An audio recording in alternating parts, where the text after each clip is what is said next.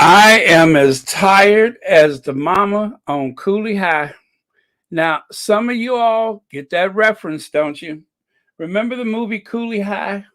And remember how the mama was sitting at the table and fell asleep? I am as tired as the mama on Cooley High. I went and got my booster shot, my second booster. And every time I take the booster, all I want to do is sleep and sleep and sleep and sleep and sleep. But Church Nelly, you feel me, don't you? Remember the mama on Cooley High? The mama on Cooley High, she was sitting at that table. She had been cleaning them people's houses all day, trying to keep a roof over their head. And she wanted to whoop his behind for a little crime that he and his friends had committed. But she couldn't because she was so tired. She just sat at the table and fell asleep. Well, that's how I am when I get my booster shots. Every time I've had my vaccine, which this is the fourth one, all I want to do is sleep. And I mean, when I woke up, I just felt heavy, like I just woke up from surgery. That kind of post, what do you call it? Anesthesia feel. Well, that's what I felt like this morning. And so I was sitting here and I was listening to pedal and I was sitting and I was listening and I looked at the clock. I say, oh Lord, I'm supposed to be working. So yeah. But the good thing is it only lasts for like a day.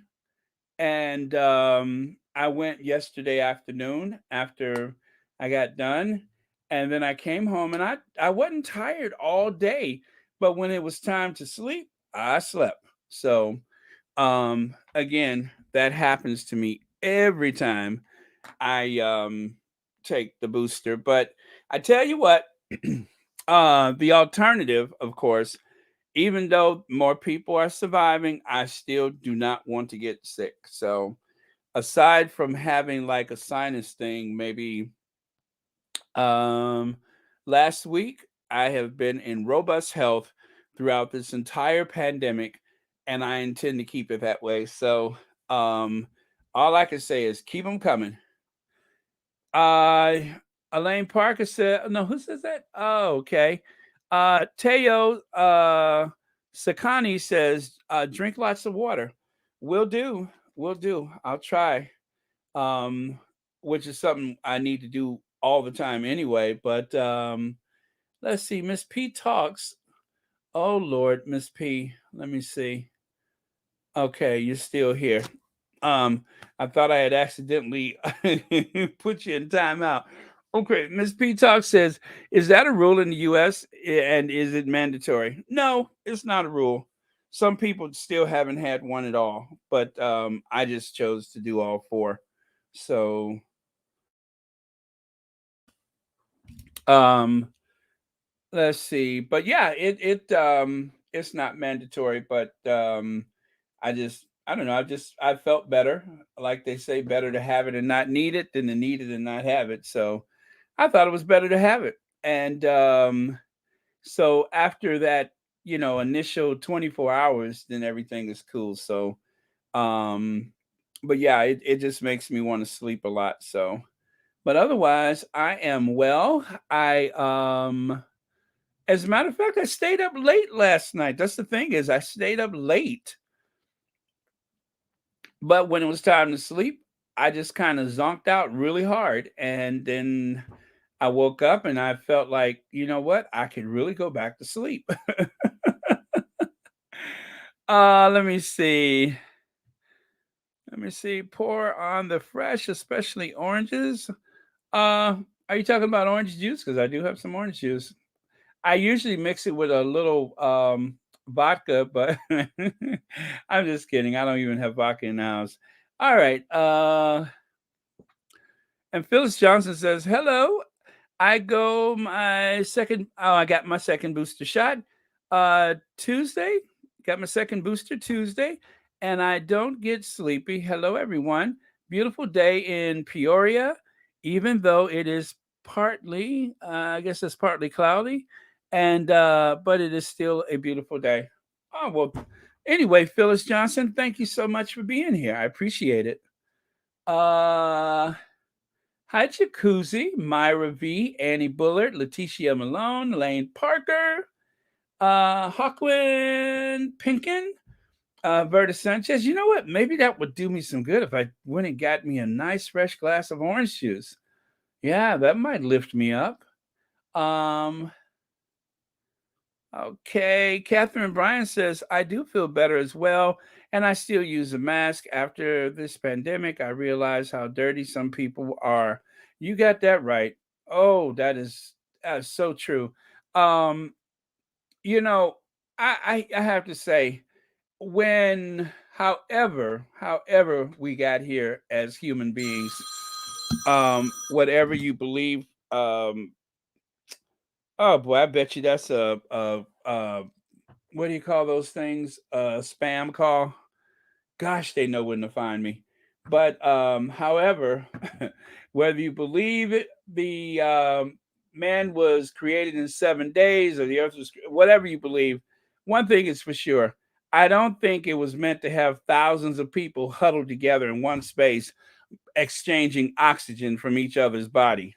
I just don't believe that's something that was expected when human beings were created. So, for that reason, I think I will continue to wear my mask. Now, I have a little interesting story about the mask. Um, Back in 2020, the last place I traveled before it started, and when I say it, I do mean the pandemic. The last place I traveled was to Tokyo. And I knew that in some, Asian cultures, it especially in Japan, it wasn't unusual to see people wearing a mask. At any given time, you would find people wearing a mask. And we always thought that that was about pollution. Well, that's partially the reason. The other reason why people would wear a mask is because of disease or virus or whatever. And so it wasn't unusual to see people anywhere in public wearing a mask, which I thought was kind of interesting. And so I remember when I got off the plane and I'm walking through the airport in Tokyo, I saw this I guess it was like a yeah, it was a drugstore at the airport. And there was like a whole aisle full of nothing but masks. I'm bringing up the photo right now. I'm going to show you. I took a photo of it. And this was when people were just starting to whisper about there being something.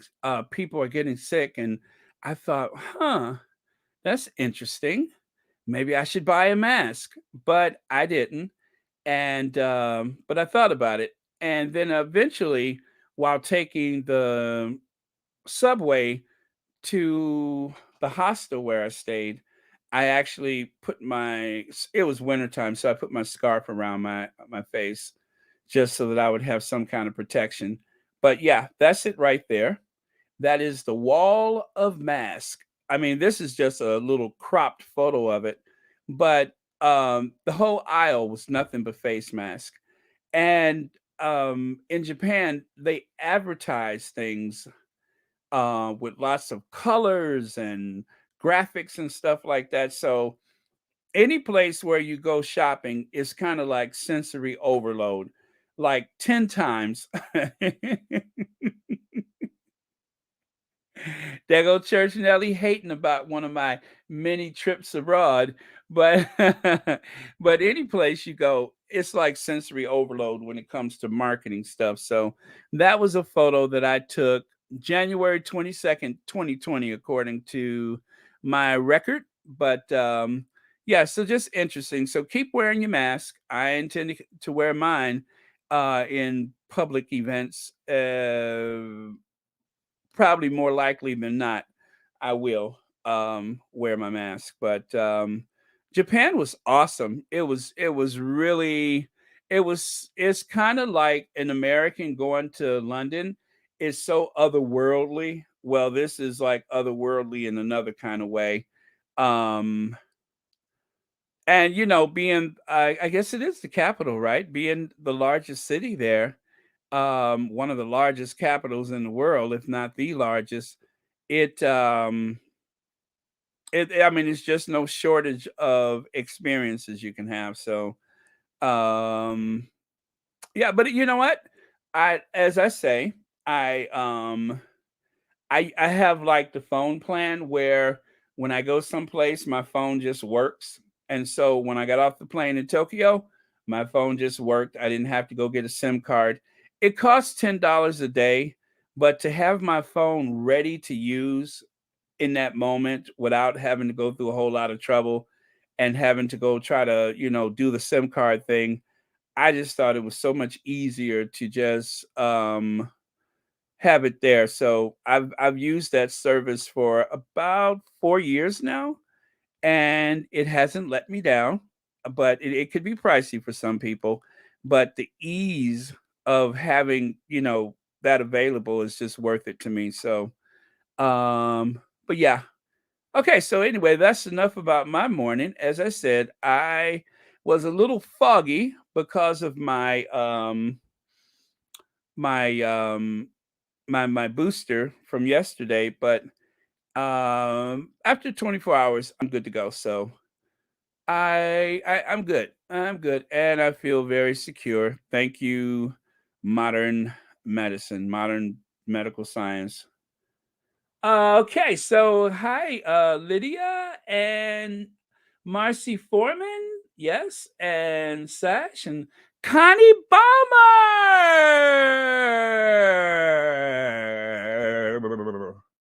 Connie Balmer, welcome, Connie Balmer.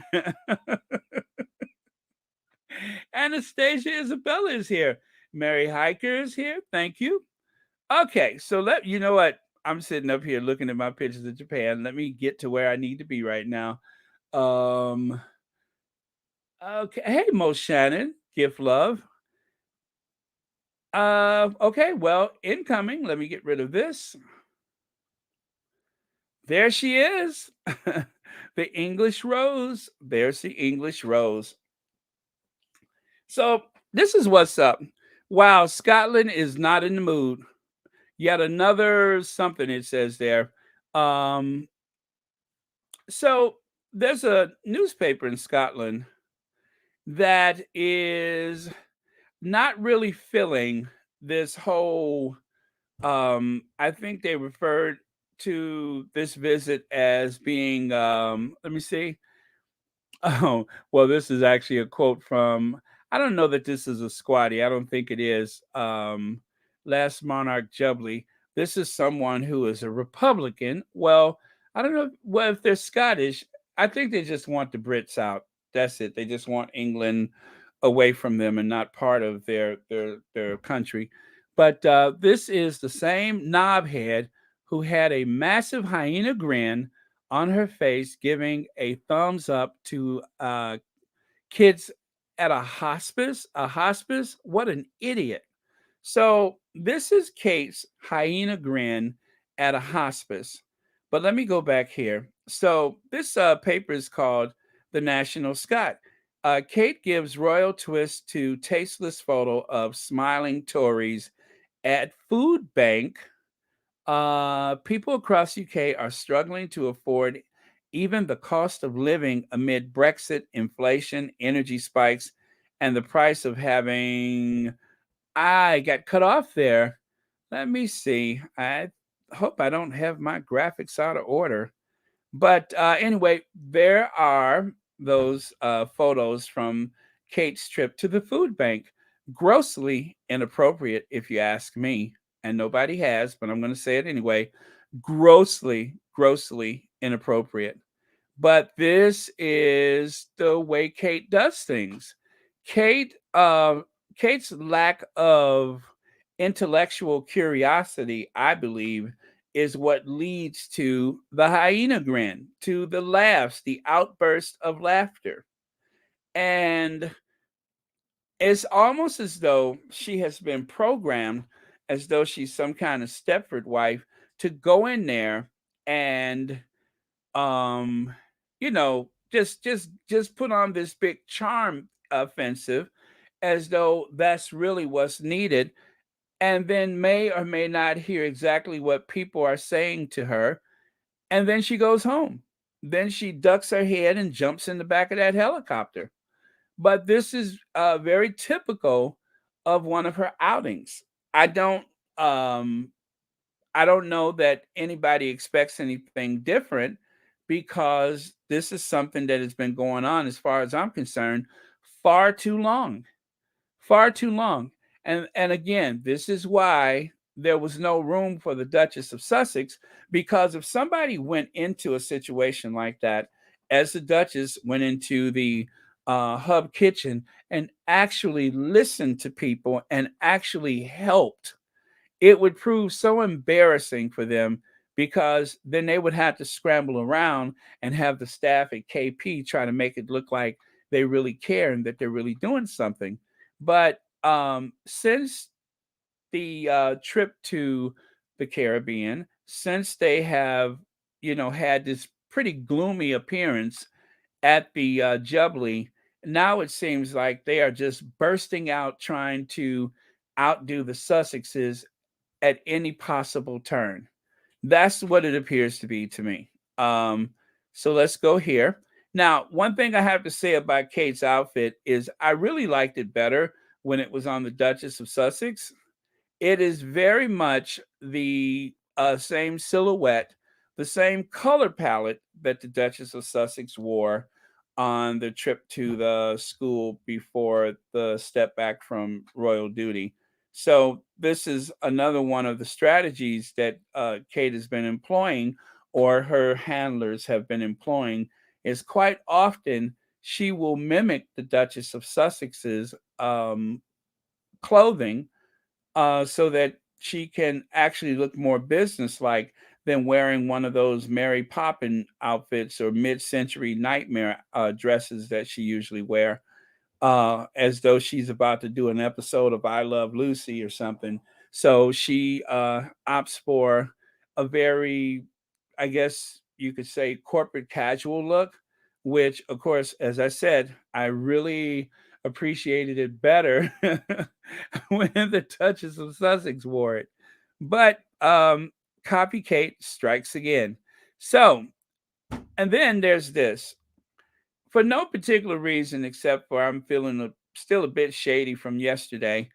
Why does Megan's jealous haters have? I mean, I'm sorry. What does Megan's jealous haters have in common?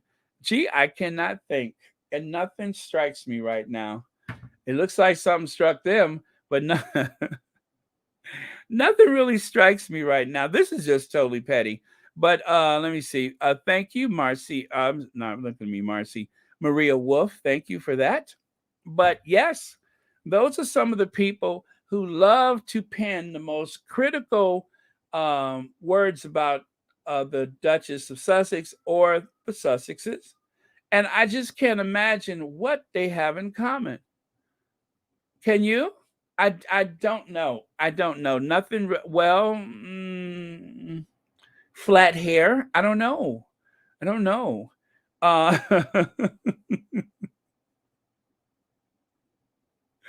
Uh, Sherry, where I know it just kind of sneaks up on you, don't it? All of a sudden you find yourself staring into something of a sci-fi movie or something of that effect. But yeah, there you have it. But yeah, I just don't know. I don't know what they have in common, but I'll just leave it there. And let me see. What's that, Sash? They got all they got hit with an ugly Mack truck, not the ugly stick, but the ugly Mack truck combined. Okay, because that is I remember that from when I was a kid. Uh, they look like they got hit with the ugly stick, and then of course they look like they got hit by a Mack truck. So combining those, I feel what you're saying, but we are all God's children, and inside we are all beautiful, wonderful people. It's just on the outside. Next. Oh man, that was just a little petty.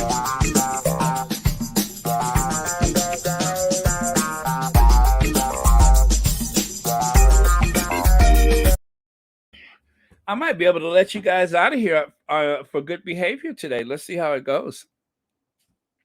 Melanie Hobson set to become part owner of the Denver Broncos. Yes.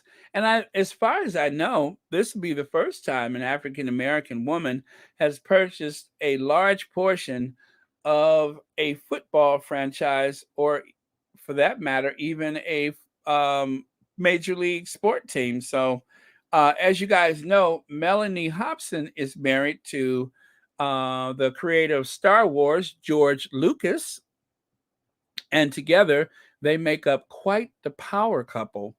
Um, I mean, just they are doing extremely well. And Melanie Hobson has done an interview in the past.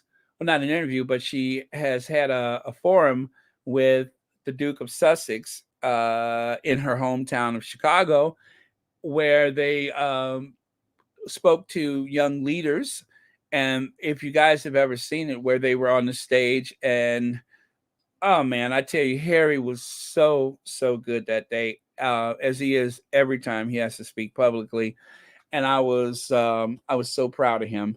And what was really cool about it is that as these young people were speaking about their experiences, Harry pretty much yielded most of the conversation and put the focus on them.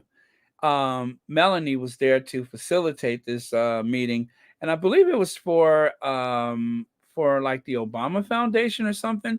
But yeah, it was great. So that was like the first time I had actually seen her, doing her philanthropy or any kind of like public works like that. So that was great. Let me get to the next one here. There you have it. Melody Hobson, co-CEO of Ariel Investment, chair of the board of, I'm sorry, chair of the board of Starbucks Corporation, and a director. I am at a loss for words. A director of J.P. Morgan Chase will also be in the new Broncos ownership group led by Rob Walton. So hip hip hooray, Melanie. I think that is just absolutely wonderful. She is like a high achiever.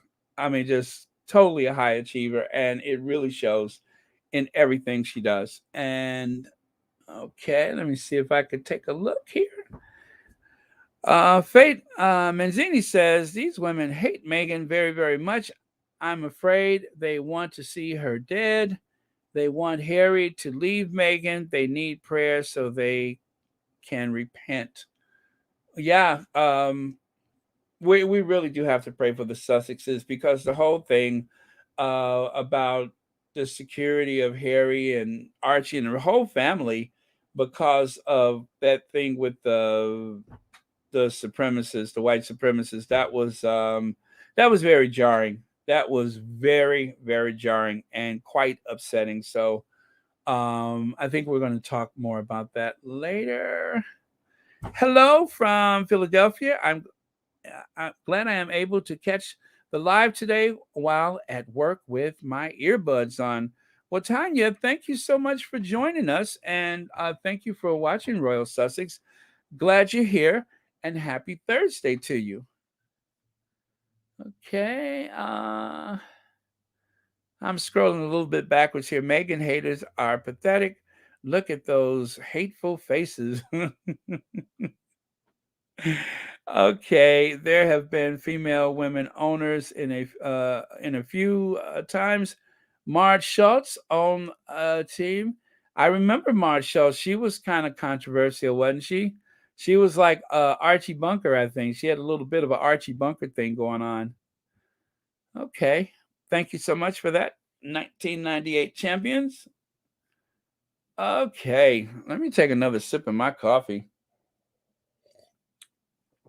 It seemed like I had a burst of energy, but guess what? I'm starting to feel that booster again.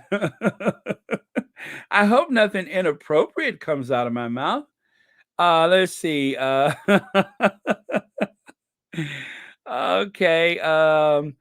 CC Charles King says they propagandize not trusting Harry to spill royal tea while they search for lighters, twigs, leaves, teapots, and cozies, forgetting Bull.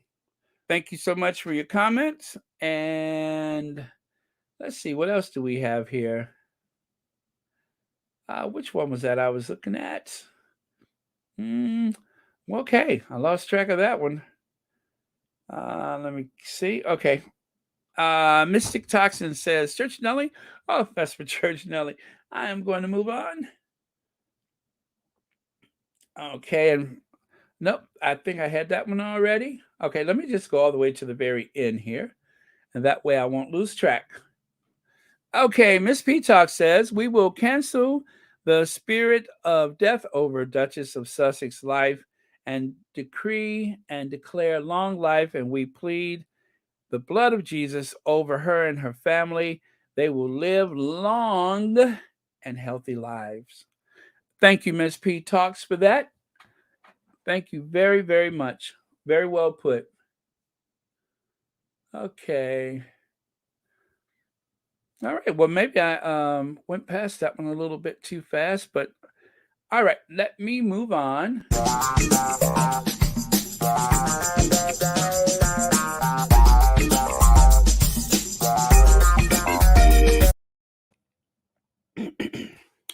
Racism outshines Platinum Jubilee. Now, this, oh my goodness, what paper was this? Wow, racism brought some of its most iconic looks to the Platinum Jubilee, effectively stealing the show despite Palace's. Oh, this was a New Yorker. I meant to put it up there and I didn't. Despite the Palace's best efforts to pretend that it wasn't there, people couldn't stop marveling at racism's stunning choice over the course of the weekend, which gave us plenty of style to discuss. Well, yes, it was clearly on display. As a matter of fact, the very long faces that you see as the Sussexes made their way to their seat, that was one indication. It seemed to be an air of hostility toward them as they very proudly walked up the, I believe you call it the nave of St. Paul's Cathedral. Now, if you guys have ever been there, it is a very long walk. I think if you set that church on end, it would be pretty tall. Um, and it is actually pretty tall. It's almost 300 feet high. So it's a massive building. It's a Christopher Wren Cathedral. And when it was built at that time, it dominated the London skyline as it was designed to do. It was supposed to impress, and that's exactly what it was able to do. And so I believe that the statistic I heard before when I think it was when Princess Diana got married is that you could easily fit like 2,000 people in there at any given time. You could sit 2,000 people or stand 2,000 people inside. So it's very large, and it's a good long walk. It's not like St. George, and it's even longer than Westminster Abbey. So, pretty impressive place. And so they made this walk, and excuse me, and so the head seemed to pivot along with them. And if you notice, there weren't many people smiling. There seemed to be like a little air of negativity toward them, and that negativity wasn't coming from inside the royal family. That negativity was coming from the congregation. I have a policy: never miss an opportunity to do my Dan Wooten impersonation. It's so much easier for them to blame anything uncomfortable on racism rather than address the fact that the negativity toward them is coming from inside the royal family.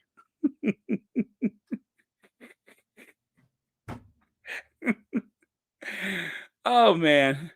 So, yes, the calls are coming from inside the house, but that particular day, there was enough. I mean, just look at those faces. Talk about sourpuss.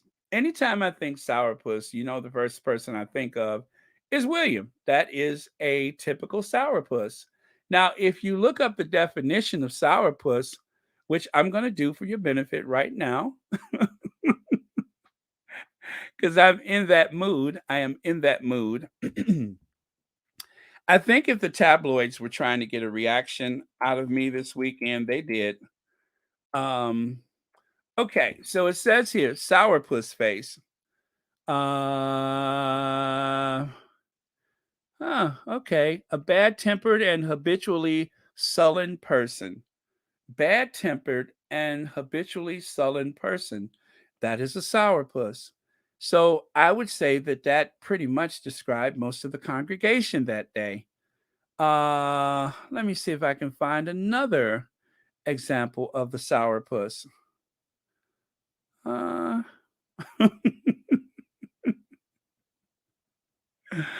oh, sourpuss. Um, grumbler, killjoy, gripe, curmudgeon, grouch, complainer, crab, crank, grump, sorehead, spoil sport. Again, that describes William. I mean, if anything describes him, sourpuss is the word, which I think is a word that was mostly used or that came around back in the 1940s. So yeah.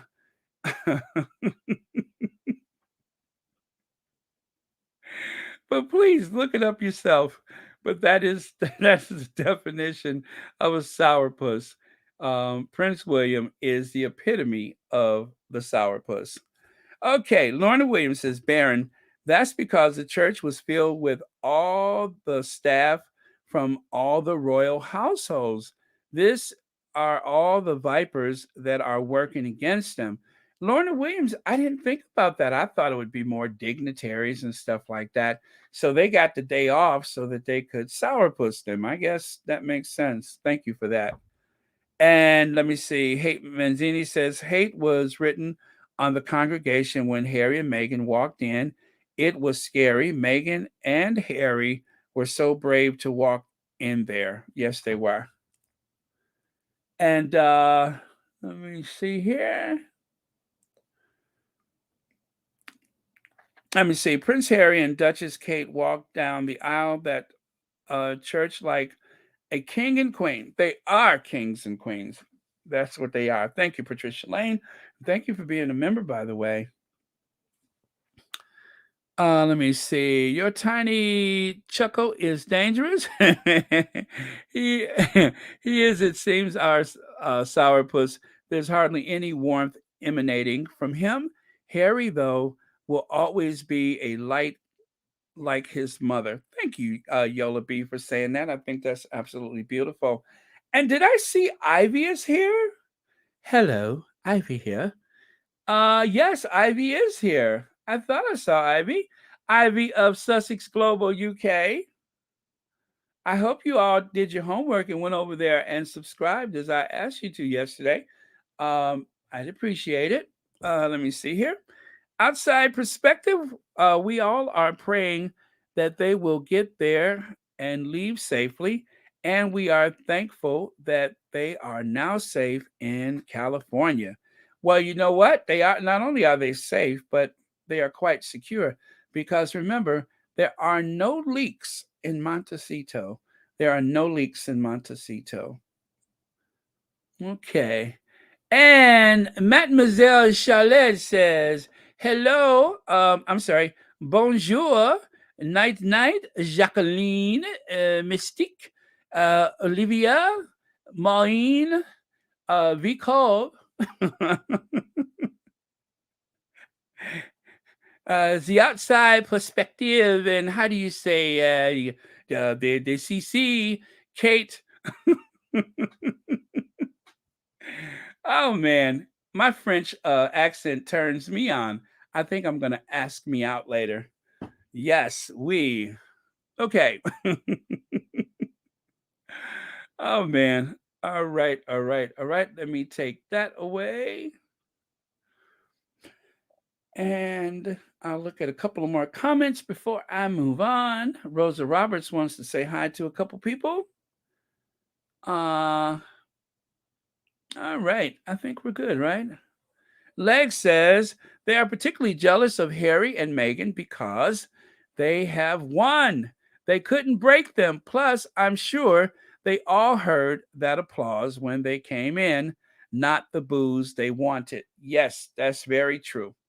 Um, Oh, that reminds me. I had another video that was someone on the ground on the other side of the bus that gives yet another perspective, but I don't think I'm going to bother with it because I think we got the point about the applause, that was a little sleight of hand that came from the haters, and even the BBC seems to be in on it. Cat Harlem says, Barron, Georgia Frontier owned 70% of the LA uh, Steelers. Oh, they moved to LA Rams football team. Is that Steelers? Okay. And she inherited it when he was when her husband died. Her kids who inherited it when she died in 2008 and sold it in 2010. Okay. Thank you for sharing that information. Appreciate it. Okay. Well, all I got to say is I think it's very important that African Americans take some ownership of these teams, seeing that so many of these teams are dominated by people of color. So that's reassuring that some of that um, ancestral wealth can go down the bloodlines of some of the people that look like the players. That is very important.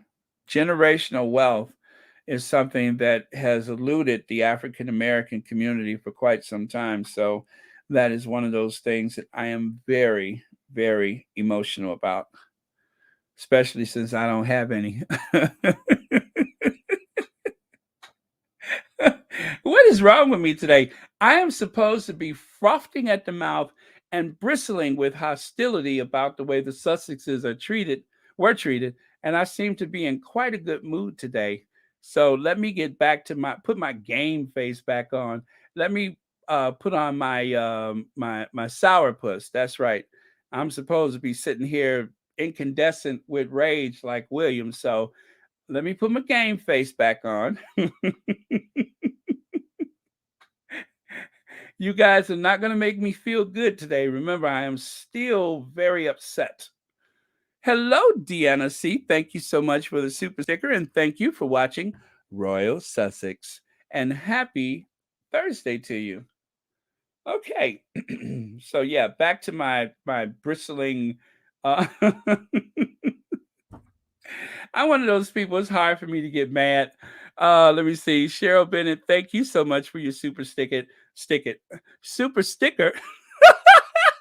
Wait. Let me do that again. Thank you, Cheryl Bennett, for your super sticker, and thank you so much for watching Royal Sussex. Okay, that's better. That's better. I need to focus. I need to focus. And Lorna Castellano, thank you for your super sticker, and thank you for being a member.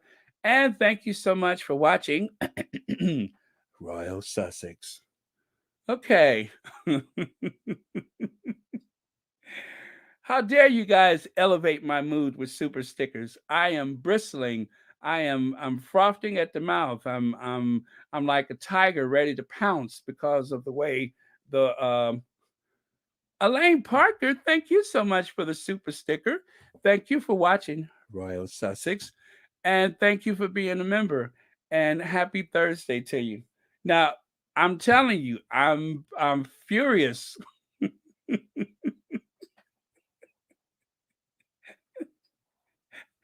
I gotta put my game face back on.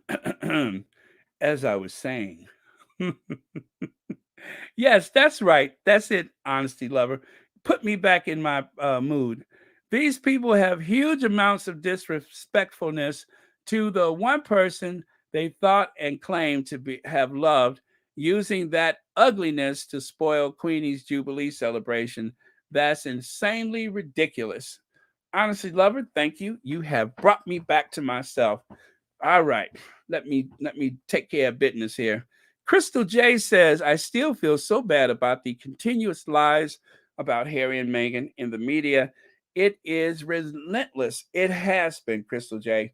That is not your imagination. And as you know, the other day, if you were watching, when I had to unpack a little information about the hypocrisy with this whole thing about the Sussexes using a private plane, that was probably my lowest point since the Jubilee because I knew it would be a matter of time, and I just did not like the whole idea that the way the royal family emits carbon emissions day after day, that they would challenge the Sussexes about the security of their family and the very rare use of a private jet, since they have even before they left the royal duty, they you couldn't even their use of private jets, and I don't know that they ever used a helicopter as a family, but their use of private jets was so limited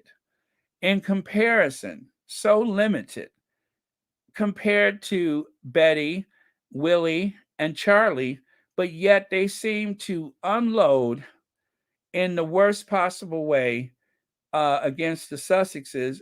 And in their case, it's not just a matter of convenience, it is the security of their family. It is an opportunity to have staff with them as any other royal in their situation would do. And that hypocrisy, I was furious. I was furious. It took a couple of days to get me out of that. But I understand what you're feeling right now because it has been relentless.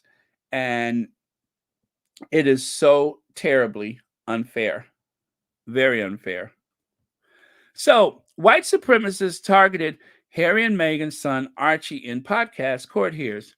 Now, I'm not going to go into a whole lot about this because I've talked about it a few times, and it is absolutely frightening and painful, and it's already enough to cope with without rehashing this. But it is so it's one of the reasons why Harry wanted to make sure that security was adequate for his family before returning to Narnia.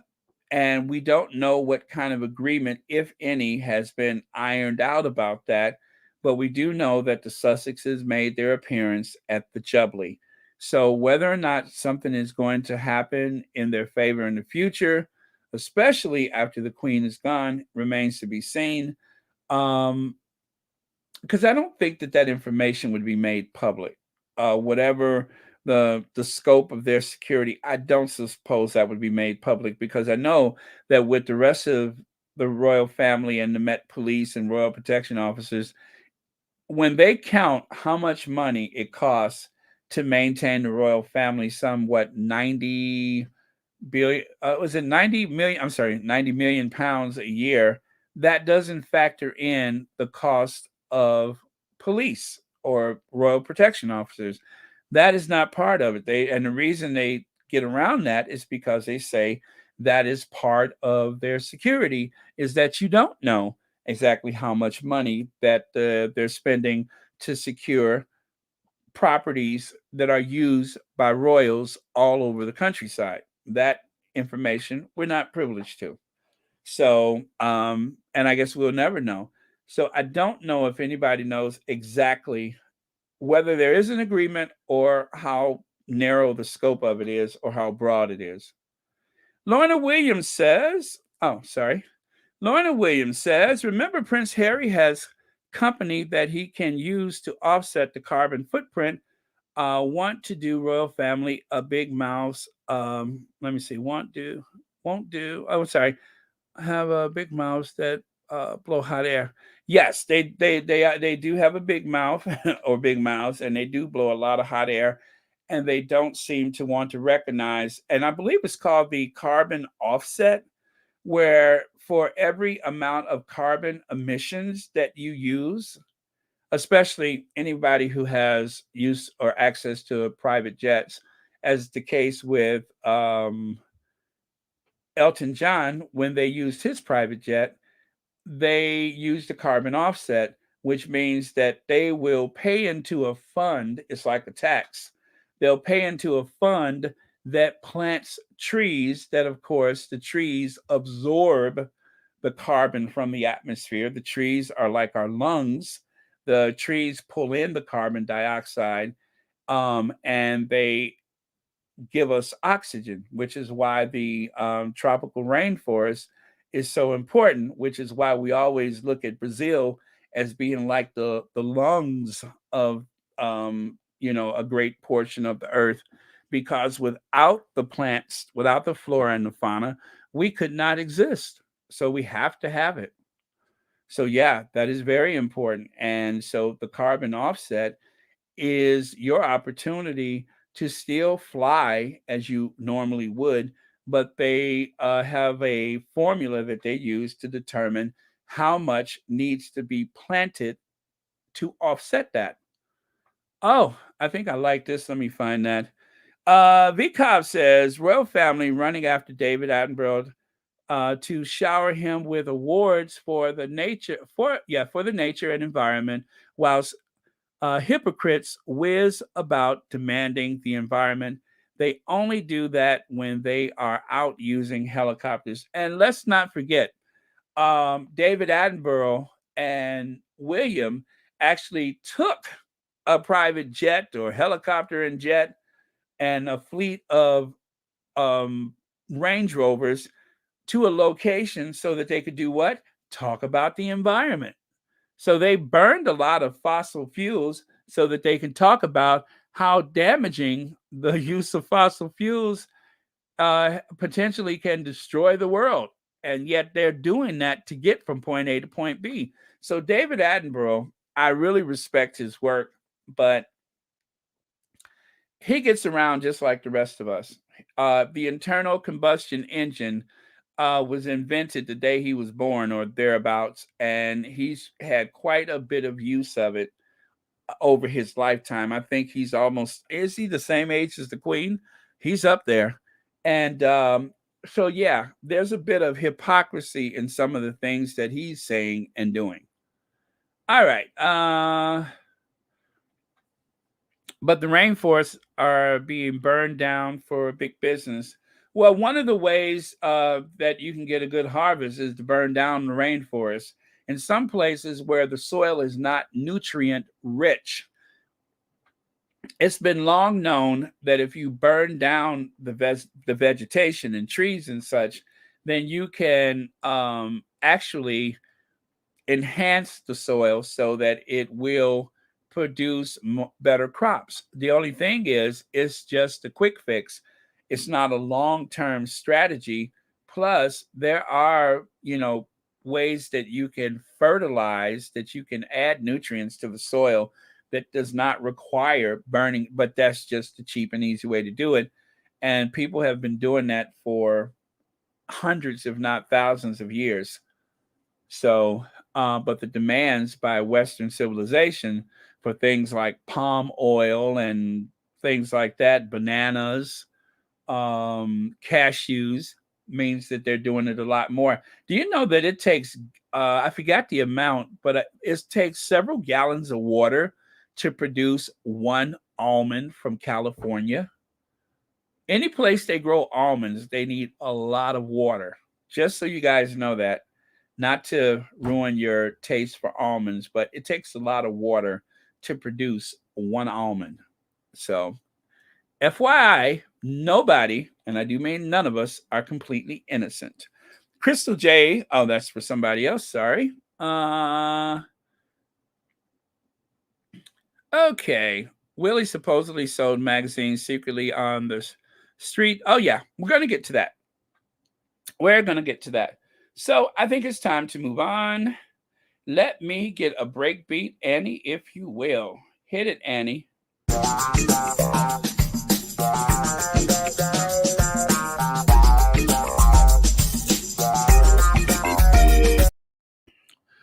Oh, I forgot to change it. There we go. Okay. The 13 B-list royals you're about to see more of.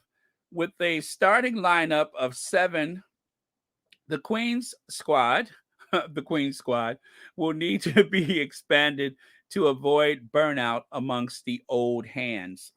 Now, burnout amongst the old hands. I'm going to tell you 2 people who the Queen is not the only one having mobility issues. If you saw the Duke of Kent actually walk into Westminster Abbey, or if you may have seen the Prince Michael of Kent trying to navigate the steps, and Princess Michael of Kent trying to navigate the steps, they need some people off the bench and on the field fast, because those 3 are working royals. But well, actually, Prince Michael of Kent, I don't know if he has an official capacity.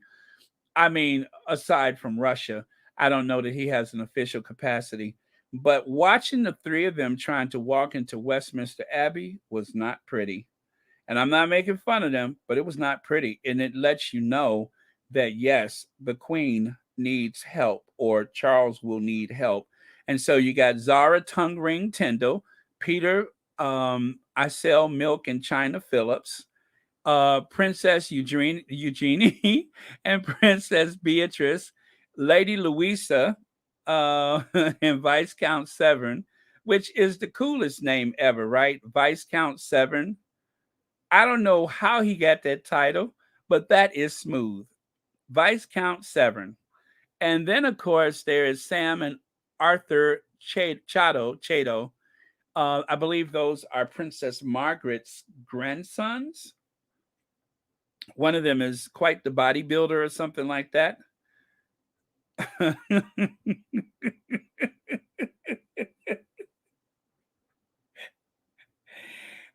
You mean to tell me, Sash, he was doing his impersonation of Sandman Sims? Um, if you know who Sandman Sims is, you're pretty old. But Sandman Sims was one of those people that would throw some sand on the floor and start shuffling them feet. Man, Sash, you are cold. But yeah, so he was doing his impersonation of Sandman Sims. And the fact that I know that says what? I'm old too. But I got a head full of hair like Pop Staples, just as white as could be. So I know who Sandman Sims is. But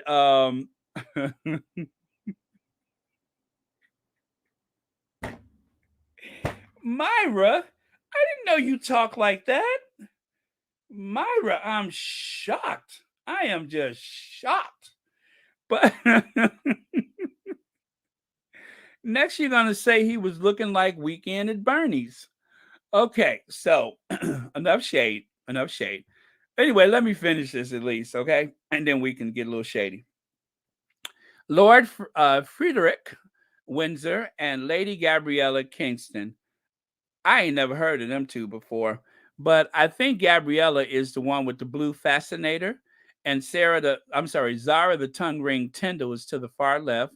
Viscount Severin is the one that's got the nice hair, the little young one there.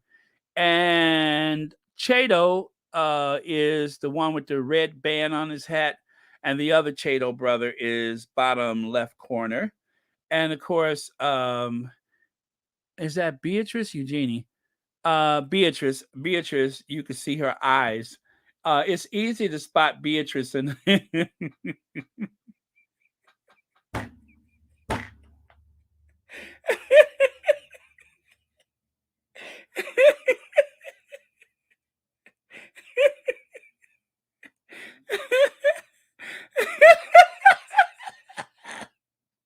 It's easy to spot Beatrice. Oh.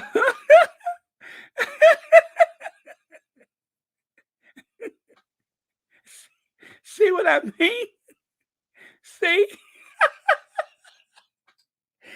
It ain't hard to spot her. I can't say why it's easy to find her in the crowd, but yeah, she's pretty easy to spot. So yeah, that's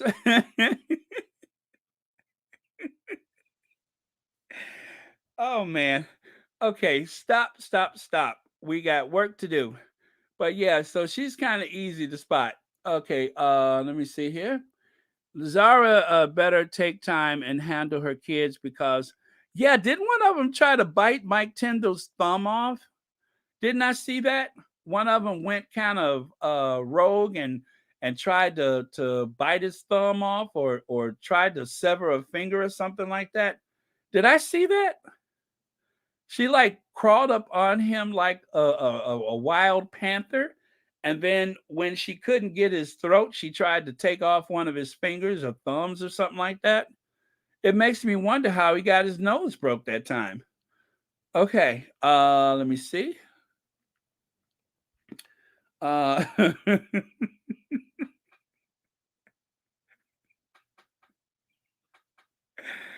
oh, okay. I'm a little punchy. I told you all that I had my booster yesterday, and all I really want to do is sleep. So I'm a little punchy right now. Uh, I it kind of feels like somebody gave me one of those edibles or whatever they gave the queen at the horse show. Whatever she had, it just kind of feels like I had the same thing. So don't turn the water on me, just let me burn.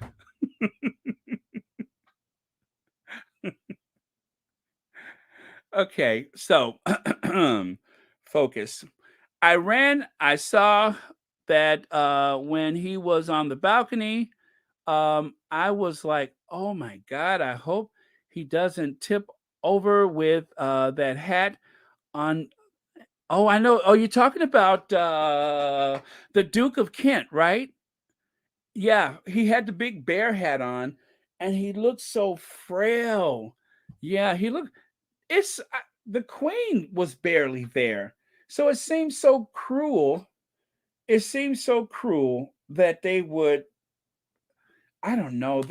I don't think. Well, the queen had to be there, but there was no reason why he had to be there. And then it was kind of confusing because some people noticed that there was a striking resemblance to Prince Philip, who was, a distant cousin, and this guy is her cousin. So that spurred a whole conversation because most of the royal households of Europe are related one way or the other through Queen Victoria. They say Queen Victoria was the grandmother of Europe. And so they're all related. They're all related. So it's kind of a weird thing. I'm not going to get into that right now, but they are very, very related.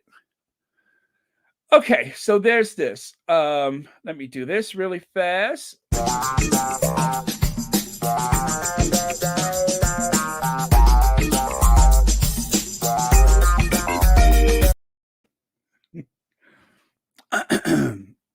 So this is odious. So they used Lily to promote a brand she didn't wear while promoting the Cambridges in the same occasion.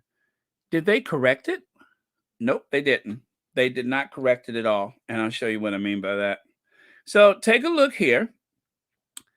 Um, Isabel Garreton, I guess that's the name of the line. Isabel Garreton, baby girl Bishop. Is that peak dress, bonnet, and diaper cover set? Well, anyway, that's the outfit.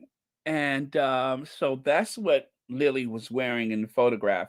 But the Daily Fail tried to tell people in their article that it was actually, you see there, a present from Uncle William and Auntie Kate. Littlebit wears a 95-pound frilly top and bloomer set from Duke and Duchess of Cambridge favorite children brand, whatever that is, in her first birthday portrait.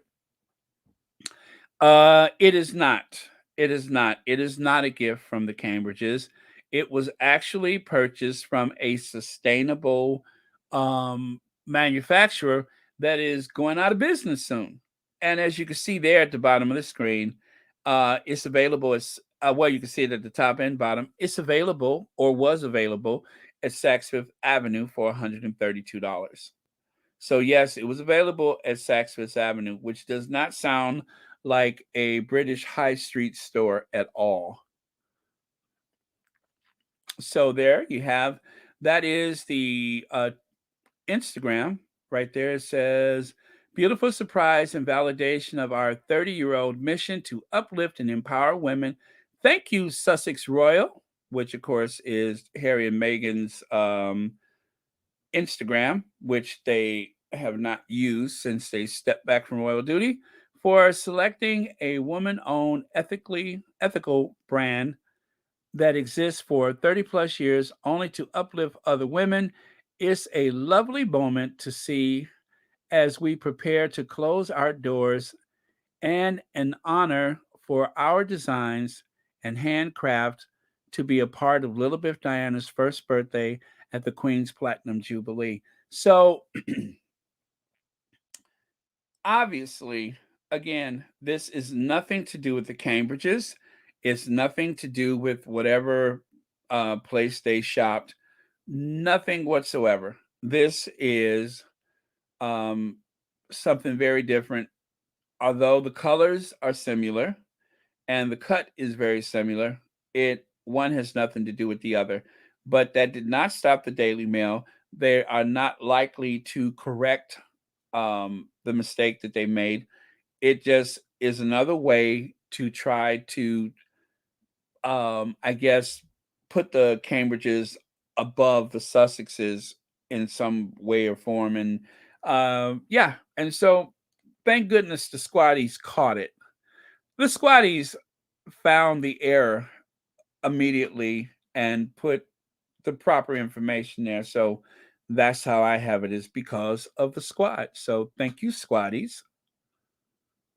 Okay, I found only one picture in Kenya National Newspaper on Queen's Jubilee celebration, and that was of Harry and Meghan. That's Kenya's editors throwing shade at the colonists or the colonialists.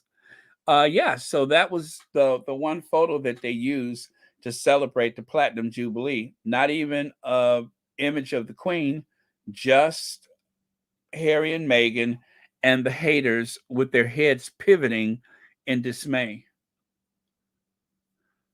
Okay, let me go on. Sheila Watson, how are you today? I hate coming in late. I'll hopefully be on time tomorrow. Have a great discussion. Thank you for being here, Sheila Watson.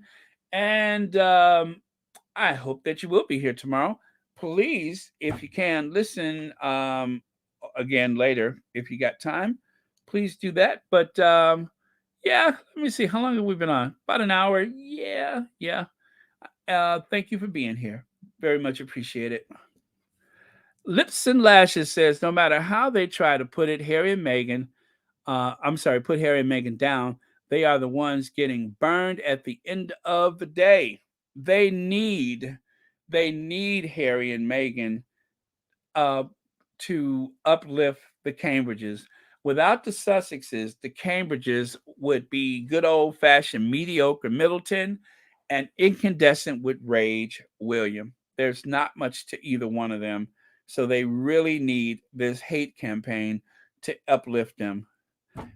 Oh, Ronald Gilliam, thank you so much for becoming a member of Royal Sussex. And thank you so much for watching. Happy Thursday to you. Very, very cool. Been getting a few new members lately. And that is very cool. I so much appreciate that. Thank you. Okay, Teresa Weissman says, "You are so right about the frontline Chucky will inherit." Let me see. But I am gonna say much because I ain't gonna say much because I'm a All right, thank you for your comment. Tashmax says, "So is Daily Mail saying that William is leaking to them again, even when they claim William was worried about the Sussexes leaking?" Ooh, that's a good point, right? Because as somebody leaked from the palace that because the Sussexes had the Oprah interview, that was a non-starter and they can never be forgiven. They crossed the line, etc., etc. But it appears as though the Mormon Tabernacle Choir over at Kensington Palace are the true ones, are the true people that are leaking. They are the ones that seem to be the source of the leak. As usual, the calls are coming from inside Kensington Palace, possibly. That seems to be where it's coming from. Now, this is an old staff picture, but I guarantee you it ain't no browner today than it was when this photo was taken, save for the person in the back who is a driver who obviously was brought in at the last moment, which is explaining why he's the one closest to the door. And of course, he's not even in line with the rest of the people. Did you notice that? They're all shoulder to shoulder except for him. He's out in how do we say Charlotte? He's in the periphery. Yes, he's out in the periphery. He's out in the outer perimeter. He's not even in a part of this semicircle. He's back there by the door where they obviously feel he belongs. So in case something comes up, he can quickly go out there and start wiping the car off. And then, of course, take the Cambridges over to their helicopter, which is waiting to take them about 10 minutes away. What would probably be a 10-minute drive away. So, yeah, that describes the amount of diversity that you can find in Kensington Palace. Never miss an opportunity to remind people about that. Marianne Morris says, "Baron, I found out what the thing Louis did with his hand to Bones meant. His thumb on his nose and fingers sticking up was means to shut up or oh." Yes, and that's a learned behavior. Where else would he learn that from? Where else would a kid learn to do something like that? That was obviously something that was taught to him. I don't know, maybe one of those staff people they mistreated was like, "Hey kid, next time do this." Yeah, obviously that was a learned behavior. Okay, let me do this then. Oh, all right, I think I'm done with that set of slides. So, breakbeat.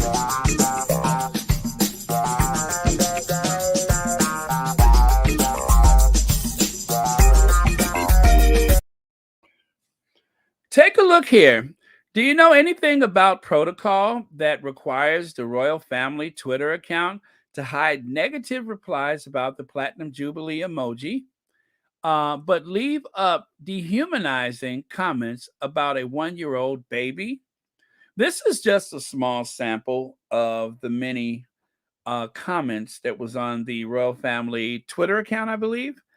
I didn't make it large enough so that you could see them up close, but apparently, the royal family has taken time to remove anything disparaging about the Platinum Jubilee. But if there was something negative about the Sussexes, and even more tacky and tasteless, if there was anything negative about Lily Diana, they were careful to leave it in place so that everybody could see it. This has been an ongoing theme with the palace social media.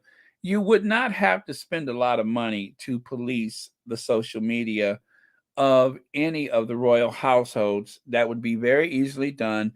You could just hire college students, high school students, or whatever to go in there and remove that stuff. But yes, you would probably need at least one staff person per account to do these things, and not even all the time, just once a day. They don't even bother doing that. Now, Charles and Camilla, they did turn off their comments on their social media after the crown because obviously people were furious with them and all that money Charles spent to try to reform Camilla's place with the public, her popularity with the public. It didn't work. It was all undone by just one episode that featured the relationship between Charles and Camilla at the time he was married to Diana. All of that was undone. And so the only other thing they could do was just turn off the comments on their social media because people were going in and up until the point of even threats and such. So he should know how it feels. And of course, um, the I'm sure that the Cambridges don't care one way or the other. They just pretend like they don't see it. So, if none of them would speak up to defend Archie when he was compared to a chimpanzee, I doubt if they would do anything about their social media accounts. So that's that. Let me see what you guys have to say about that. Uh, okay. Mo Shannon says their hatred is palpable. It's an embarrassing. It's an embarrassment that is to talk to the. Is that right? The UK. I'm sorry if I got that wrong. And Jackie K, thank you, by the way, Mo Shannon.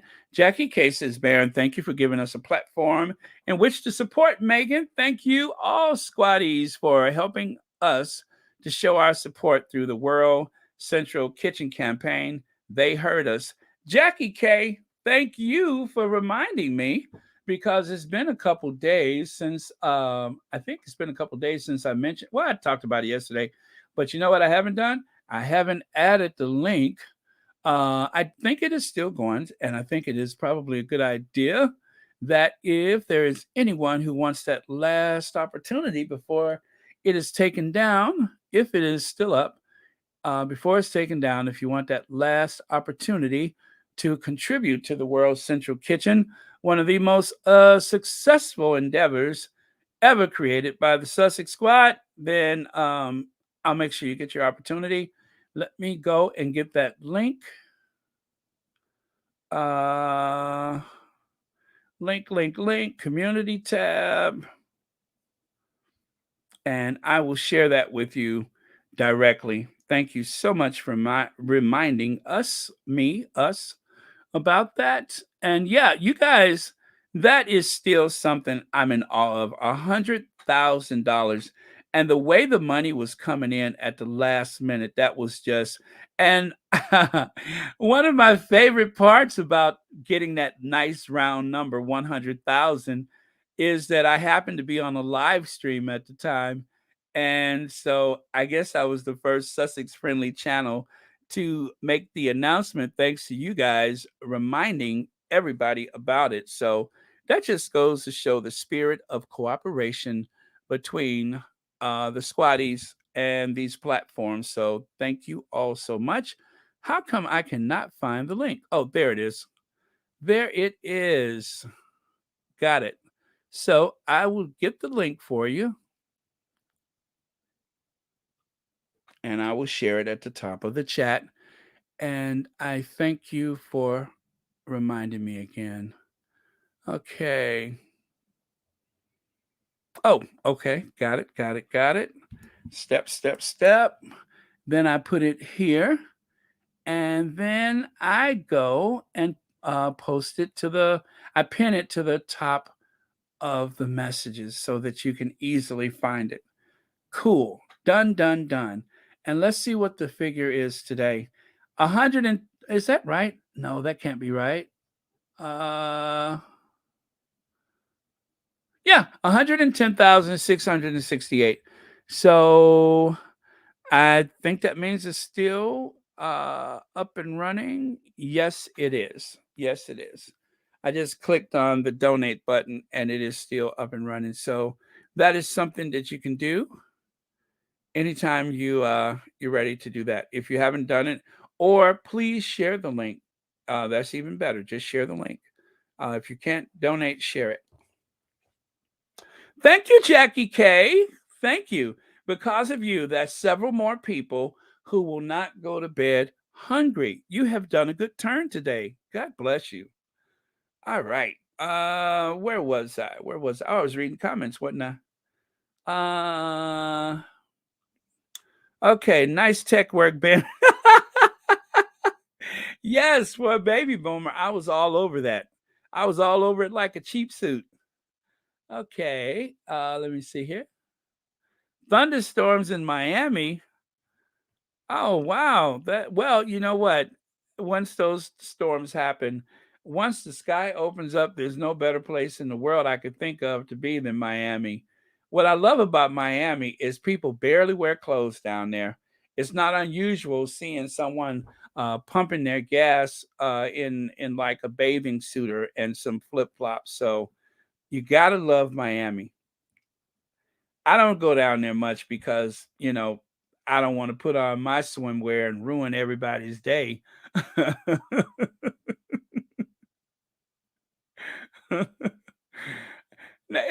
Especially around mealtime. I just wouldn't do that to the world.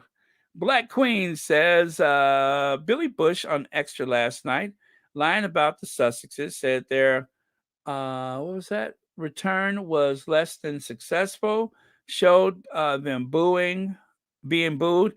Yeah, Black Queen, those you said it was extra. Extra is like an agent of the royal family. I learned that a long time ago. I hate extra, especially when they have that weekend royal report. And oh my God, I hate that show. Extra is the devil. It is. The extra is the devil. I hate that show. Hate it. I'm sick of them. Do you hear me? Sick! I'm sick of them. Okay. Uh hey Ronnie Vanna, you better unleash that body. If they die, they just die.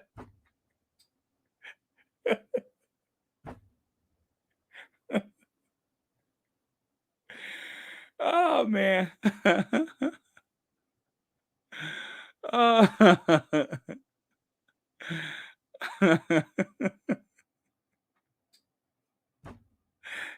Dorothy Ross says, "Oh my God, there's no way that you could stop shop in a bikini and flip flops where I live. You would freeze to death even in the summertime." Well, that comes as a collective sigh of relief to the civilized world that I wouldn't be seen in that part of the world wearing flip flops and swimwear.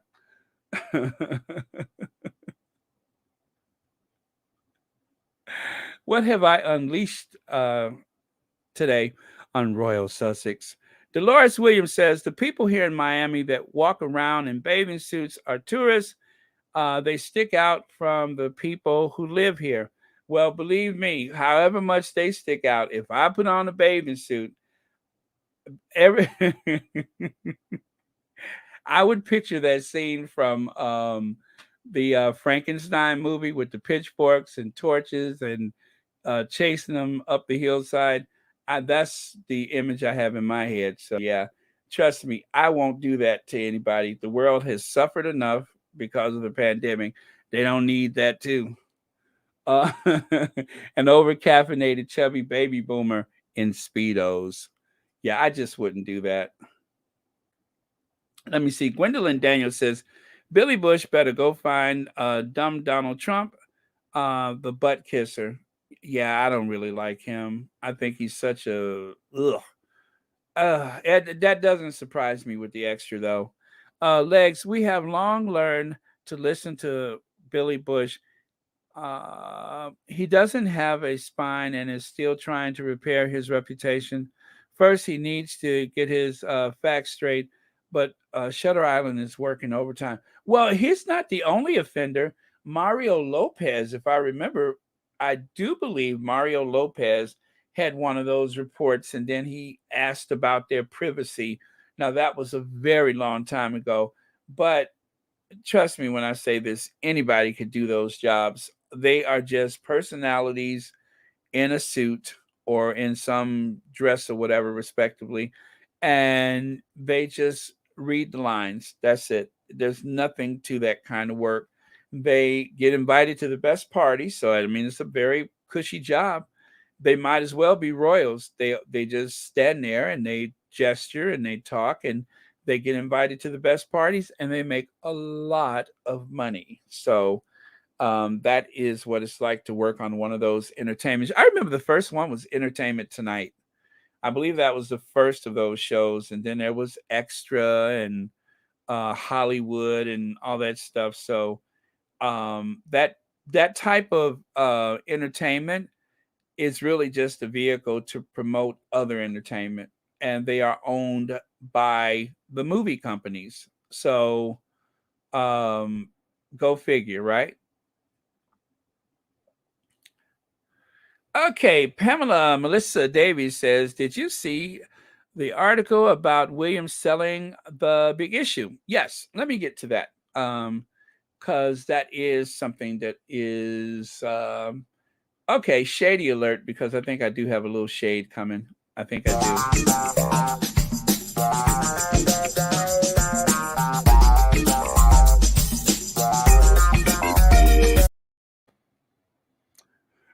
Let's see. Sarah says, replying to Royal Sussex and YouTube, blah, blah, blah. Allegedly, none of the expertise has been in evidence this week. Time to consider a career change and move.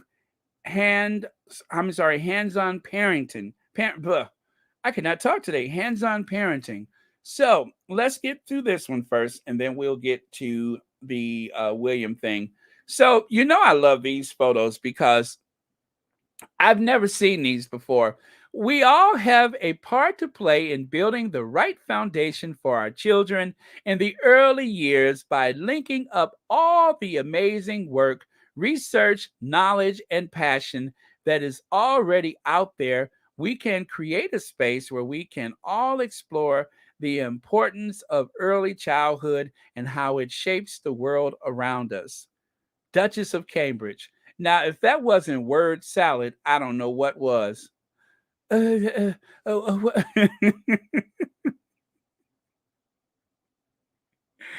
I would love to hear her verbally give out that message.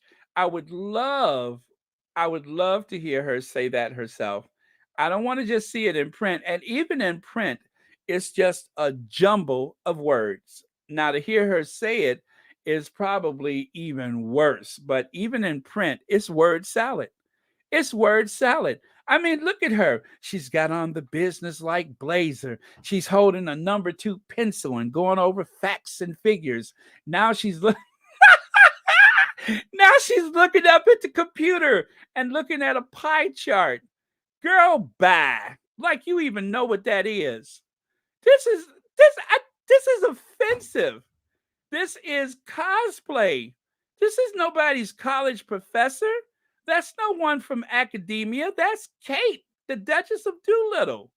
I'm offended by this. I am offended, offended, offended as I pound my fist on the desk. This is nothing but more that nonsensical cosplay. She don't know anything about that stuff. This is a scheme. This is all a big scheme. This is a smoke and mirrors. A number two pencil? Really, Kate? A number two pencil? You didn't even sharpen it. If they asked her to sharpen that, she wouldn't know what the heck to do. She don't even know what the sharpener is. As she's sitting there with a very posh teacup, her Royal Dalton with hand-painted periwinkles, while she sits there and she's holding the folder like she's really put something together. Come on, Kate. You're punching way above your pay grade, which is substantial, but you're punching way above your pay grade. You are not fit for purpose with something like this. This is offensive. Do y'all understand how offensive this collage of photos is? That's why when I saw it, I was like, yes, I've never seen these before. But I do remember that day I said, oh, I picture Kate all over the floor with papers scattered everywhere, late into the night with a number two pencil between her teeth, and some housekeeper coming along. Mom, it's 3 o'clock in the morning. Oh, no, I got to get this child development stuff out. That did not happen. That will never happen. She don't know anything about that stuff. This is all just another pathetic case of cosplay Kate. None of that stuff means anything to her. Nafisa Shabazz, thank you so much for the super sticker, and thank you so much for watching Royal Sussex. But this is deeply, deeply offensive, especially to anyone who actually does the work. When I saw that, I'm like, yes, this is what I've been looking for. You can always depend on the squad. Now, take a look at this. Now, there's Kate. Hearing from teachers and parents helped me understand the need to support children before school. Support them how, Kate? This is the same person who just the other day had a 4-year-old child try to stick his fist down her throat. Does that sound like somebody who's got a handle on kids? A little 4-year-old child almost stuck his whole little fist down her throat while she was in front of the whole world. And this is the person that's going to tell other people how to handle their kids. That kid was handling her. I mean, this is just, it's ridiculous. It's so silly. I mean, I couldn't believe it. And then when I saw the pictures today, I said, yes, that's what I've been looking for. This girl was nearly cold cocked by a 4-year-old child in front of the entire world, but she is the one that's going to tell everybody else what to do with their kids.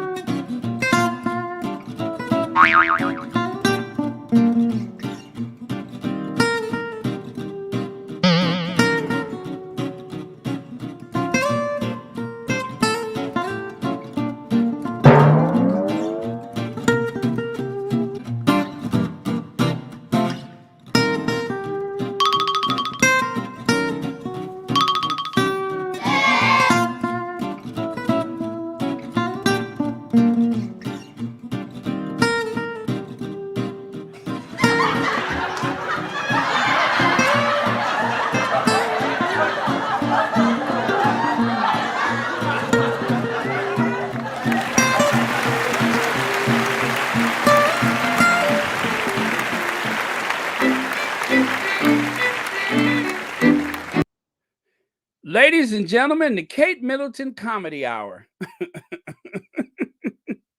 So,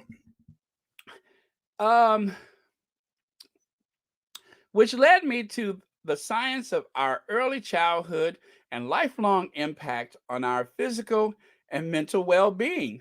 Well, again, it was a 4-year-old child, and she couldn't even guarantee her own physical well-being. I mean, this little 4-year-old kid was about to give her a black eye. but yeah, but yes, she's the expert. Okay, Kate Middleton's best parenting techniques: why Cambridge children are so well behaved. Are they really? Are they well behaved?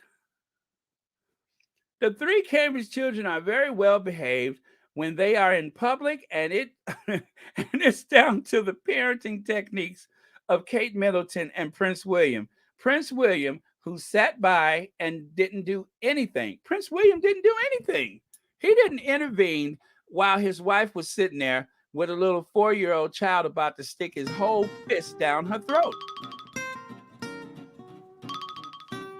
That's a learned behavior. And that's the one that gets me. That is the one that gets me. That should have never, ever happened. Okay, so where was I? I was over here. Let me move on. Okay, enters Lurch. Enters Lurch. Every time I talk about him, every time I see him like show up somewhere, the only thing I could think of is enters Lurch.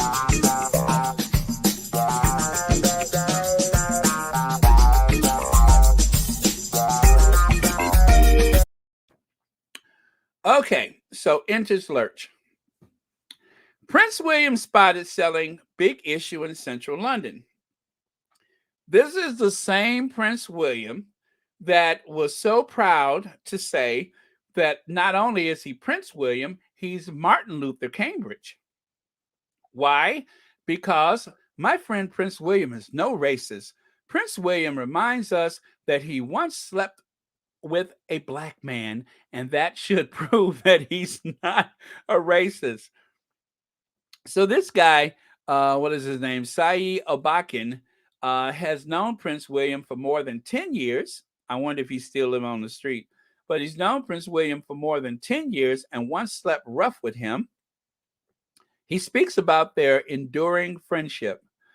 I don't know why that doesn't sound strange to more people. He once slept with a black man.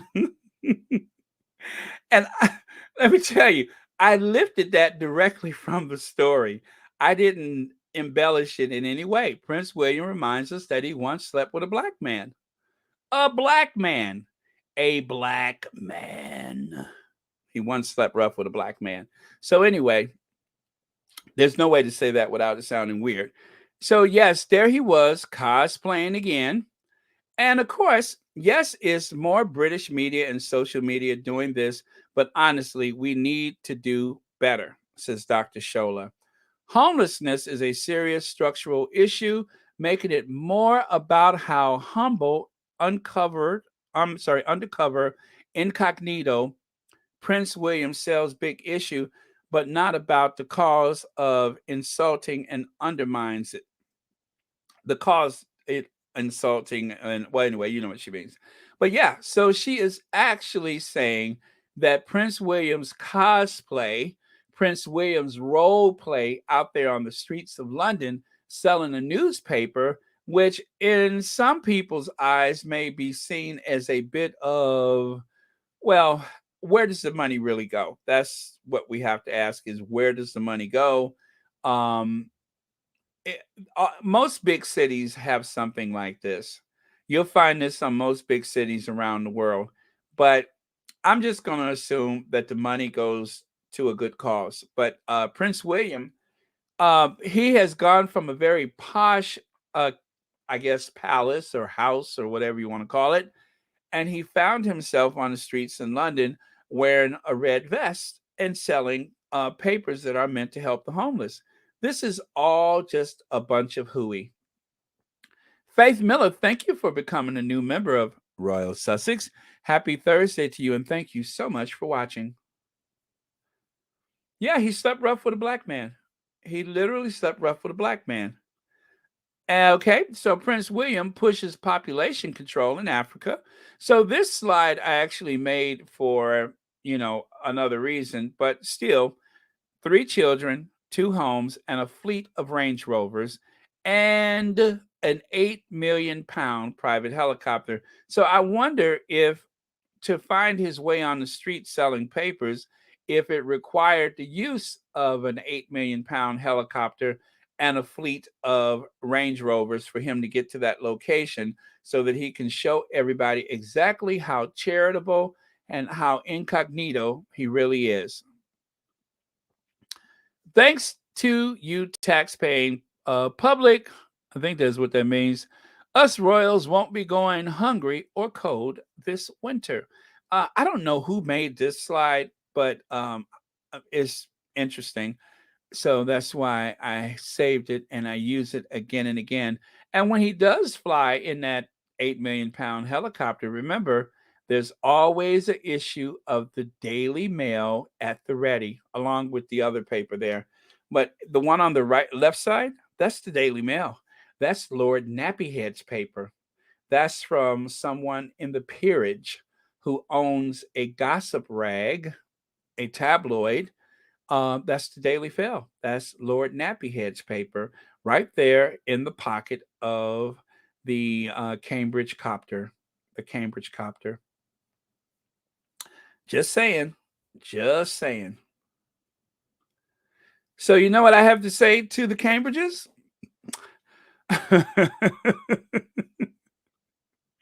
That's what I have to say to the Cambridges. I am very much in this mood this week. This pie is for the Duke and Duchess of Cambridge. Bon appetit. That's what I have to say to them. Bon appetit. See there, I told you guys I could speak French. Indulge, enjoy, eat pie. That's right. Let them eat pie.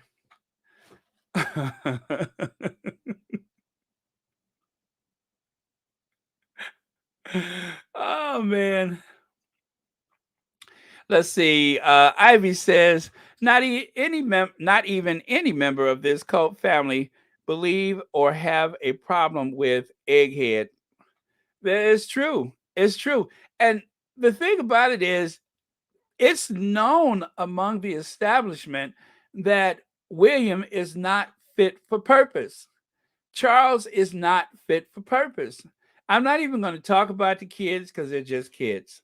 But by the time this institution is done um, messing with their heads, I hate to think.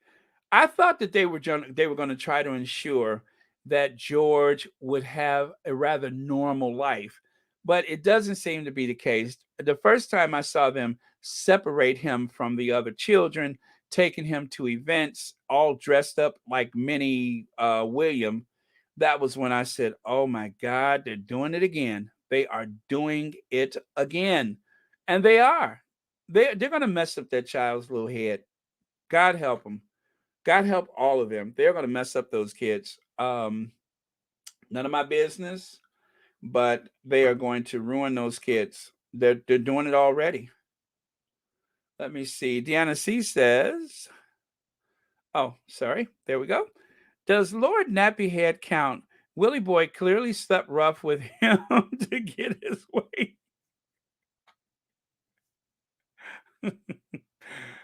Possibly, allegedly.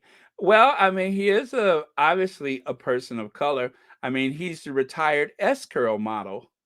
Yes, so I would say they may be very close. Yes, there's that possibility. Mary H says, "Well, maybe Kate should use her new talent on those kids at the Jubilee, her son first, then Mike Tyndall's daughter. I don't know, Mary H.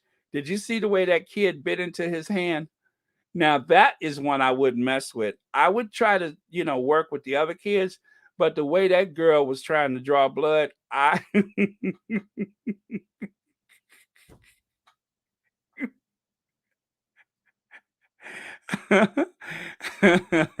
nah, she aight. She aight. I wouldn't mess with that one. She aight. Let that one go.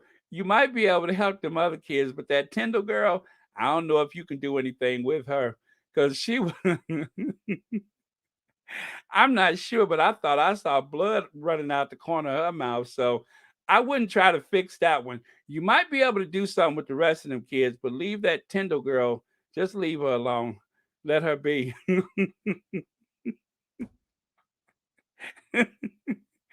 Some battles ain't worth fighting. And if I was like a child psychologist, I wouldn't even try to talk to her. Because next thing you know, she'll be chomping. No, no, no. Leave that one be. Try to work with the other kids. And then if you're successful with them, then talk to her in restraints or behind a ballistic glass. But I wouldn't mess with the Tyndall girl. Okay. Why y'all got me being messy? Oh, that's for church. When I saw that girl biting to his hand, I was like, dude. I, I was just like, I winced when I saw that. I was like, whoa. You guys noticed I didn't show the video. I told you there was another video. Have you seen me show that video? I don't even like to look at it. I don't even want to acknowledge it. I've never seen it as far as I'm concerned. I don't want to have to be a witness for any court proceedings. So I don't want to have nothing to do with that. I don't want to have to be a mandated court reporter or something. So, but yeah, when I saw that, I was just like, good God. Send that one straight to reform school. No boarding school for her, reform school. I mean, I've seen women in prisons that weren't as ruthless as that. I was like, "What in the world?" I mean, like a panther or something crawling and biting, and I was like, "What in the world?" I never seen anything like that before, not from a kid. Okay. Um, Crystal J says William cannot lead. He is clueless and too incandescent with rage. There's no space left in his egghead for anything else. I'm telling you something wrong with him. That man is about to snap. The way he was looking down at his shoe rather than acknowledge his wife, he was looking at his shoe. And I don't think it was just her. I think that he just doesn't want to be there. When Harry said that they're trapped, I believe that he meant his brother and his father when he said trapped. I believe he meant most of them when he, if not all of them, when he said they're trapped, they're trapped. And I also remember when Harry said nobody wants this life. Nobody wants it. William is doing out of obligation, not because he really wants to be there. If he was really into that job, he would show up and do it more often, but he doesn't because he doesn't want to be there. He wants people to kiss his behind and to look up to him so he can look down on them and feel important, but he doesn't want to be there. I honestly believe in my heart he doesn't want to be there.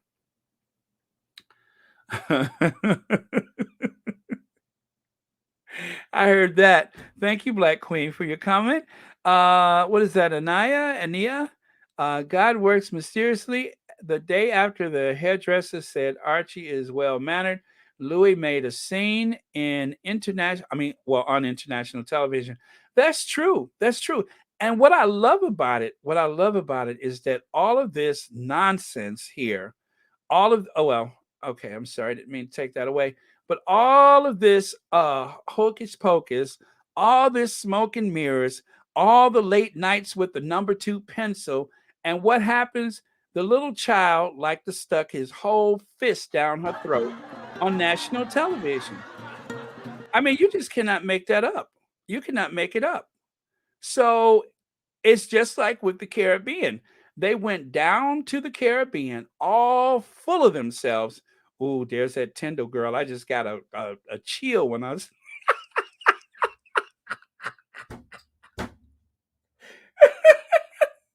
when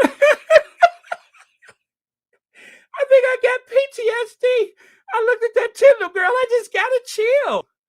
God, that's like let me take this off here because I'm afraid. That girl scares me. I just looked at her. I started rubbing my hand.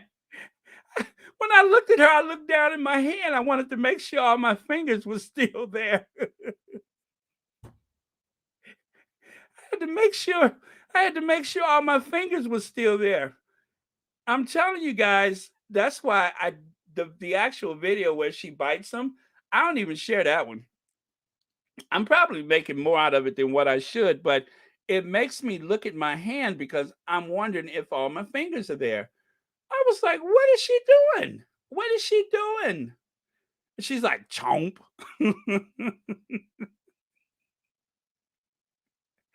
And she ain't no little kid. Did you see the size of that kid? Look at her. She's huge. That girl is huge. Her head is about big as her daddy's. She's huge. That's why I couldn't understand why she let that. Well, let me stop. But that's a big girl. That's a big girl. And she's huge. Uh-uh. Nope. I couldn't do it. She's a little strong. Maybe she takes after her daddy. I don't know, but that's a big kid, and I wouldn't want to have nothing to do with her. Oh man, but yeah, I got a little PTSD from that. Okay,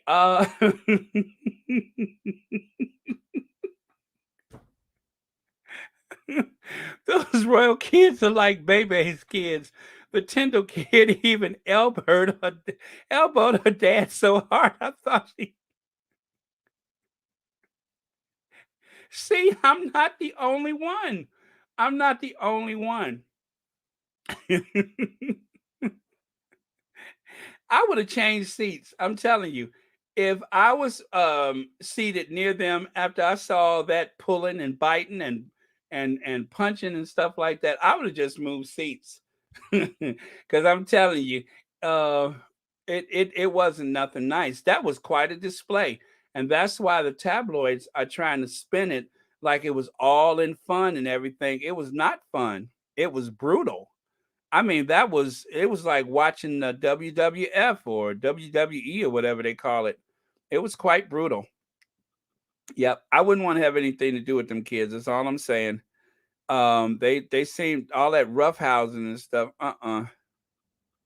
Nope, nope, nope, nope. I'll put it on the Duchess. There we go. Woo boy, I tell you. Well, that's one for the record books. I tell you. Let me see here. Kate should go and teach her children manners before fake lecturing about children. A child development charity begins at home. Very true, Lips and Lashes. Very true. Um, that's why, and people are saying, like I even saw in the comments where people were saying that the squad was talking about it too much, and on Twitter, people are saying that we're being too judgmental. The thing that I think that the squad is latching onto is the hypocrisy. Because if any of those things had happened to Harry and Meghan, and I'm pretty sure that the tabloids were hoping to have those Kodak moments with the Sussex children. Number one, I just don't believe it would happen. And number two, I do believe that the Cambridge kids, the Tyndall kids, all those kids, they put on that performance and they were hoping to capitalize on what Louis did on the balcony. They wanted to see him perform again. But what they didn't know is that he would try to stick his whole little fist down his mama's throat.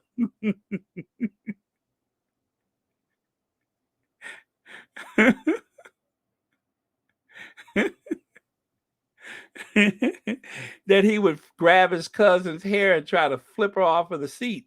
They didn't know that was coming.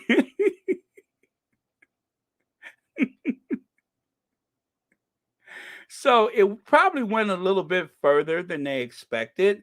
But when it did happen, fortunately, because of their relations with the press, they were able to spin their way out of it and try to make Kate look like she was some kind of progressive mom instead of someone who had been brutalized in front of the entire world by a 4-year old. We all saw it. We saw the pictures. It wasn't nice. But I guess if your kids are raised by nannies, you know that's what happens. That's what were saying, is that it's because of the nannies. They probably just don't know her or have enough respect for her or something. Something is going on. Joyce Vos says them kids were out of control. It was like those children were let out of cages. This was not planned at all. They are unruly. Oh, yeah. Yeah. I'd never seen anything like it. I really haven't. I wasn't expecting that. But this is probably why very posh people leave their children at home. Kids that age are not even allowed to a formal dinner. And this being a concert, you would think that was a safe space, but and wasn't somebody criticized for having the camera on Kate at some point? They said the BBC recorded something and that they shouldn't have done that, and they got criticized for it. I don't remember who, if they were speaking of Kate or someone else, but yeah, there was some criticism about the way the BBC covered it, saying that they should not have trained the camera on them so closely. So I don't remember who it was, but I know that did happen. Thank you, everyone, for being here. Make sure you don't that you won't forget to hit the like button. Also, please, if you're not a subscriber, even if you're a hate watcher, just subscribe so you can tune in and hate every day. We'll be here. Let me see. I was waiting for the last act, him spitting on her. Ooh, that would have been a lot, right? Thank you, Laverta. Let me see. Marianne Morris says, oh, that was for someone else, I think. Okay. Uh, thank you, Marianne Morris. Let me see. Let me see. The nanny should have been there.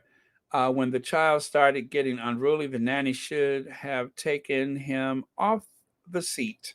Yeah, I think it went further than what they expected. I don't think they expected that it was going to turn into the melee that it did, but but it did. And I maybe they didn't have the nannies available or something like that, but I think it just went it was a stunt for publicity, trying to capitalize. And plus, the Tyndalls, remember they said the Tyndalls weren't even supposed to be there.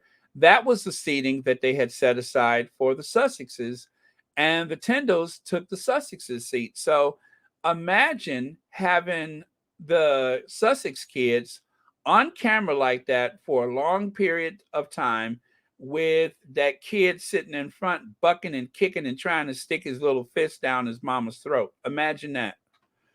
Dennis Taylor, thank you so much for the super sticker. Thank you for watching Royal Sussex, and happy Thursday to you. Oh, I'm sorry, I could do better than that. Thank you for watching Royal Sussex. Yeah, I think it was just a publicity stunt that got out of control, and thankfully they have the tabloids to help spin them out of it. Yep, no doubt the tabloids were there to aid and spin them out of it. Otherwise, if it was someone more critical, then they'd have been in heap of trouble. But yeah, so let me see. Did I miss anything? Did I miss anything? Because I had started talking about the national. Nope, not the national, but the Irish. Not the Irish, but the Scottish newspaper. Somehow, I think I missed that. Uh, no, I didn't. I didn't. Okay, there it is. Nope, nope, nope, no. Oh, nope. Oh yeah, the hyena thing. I did cover it. Okay. Yeah, that was from a newspaper in Scotland. I thought I had missed that, but I guess I didn't. Uh, all right. Okay, got a little nervous there. Yes, there it is. There it is. They're not in the mood. They remarked about how inappropriate she was. Okay, just making sure I didn't miss that. All right, you guys, I'm looking for a last word so we can get out of here. I was trying to get you all out of here in an hour, and look at what time it is. Oh, by the way, I think Duchess of Success is supposed to come up. And you guys, I was listening to Petal earlier, and the stuff that Petal was saying about the city of London compared to Greater London, probably watched that same documentary, and it was very interesting. And I know she left a link for it, or she said she was going to leave a link. So if you watched Pedal today on Facts and Two Cents, make sure you watch that documentary. It's very interesting. The city of London, that's like the oldest municipal. Well, anyway. It was founded by the Romans, I believe. Londinium. It goes back to Roman times, and it is full of guilds and all that kind of stuff. Lots of secret organizations. Like for instance, the way that you know that you are in London, the city of London, is that every entrance to the city of London is flanked by a dragon. I believe it's a dragon with the cross of St. George or whatever. But anyway, there's one of those that greets you every time you enter the actual boundaries for the city of London. And the City of London, I believe they also own property outside of the City of London. So it's like a big, major secret corporation. It's kind of like a yeah, it's like the Vatican. It operates like the Vatican, and it also operates like a very large secret corporation. So very much worth watching. And cheers to Pedo for talking about that, because I don't think I've ever heard any squatty speak about it before. But it is very interesting, and she did a great job talking about it today. So that was one thing that I was listening to while I was preparing for today. So yes, Mo Shannon, it is Ginger Avenger time. And the last word of the day is, let's see, Tash Max says, I call BS to that supposed to have been the Sussex's seat. The Sussexes had only said they were going to church service, and the obvious tension with the others of KP was obvious. Yeah, Tash Mac, you're probably right about that, but that was just something that I heard. But it just seemed like the Tyndalls were very out of place there, especially if you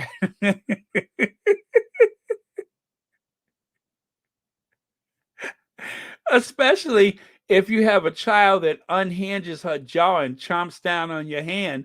It doesn't seem like they were in the right seat.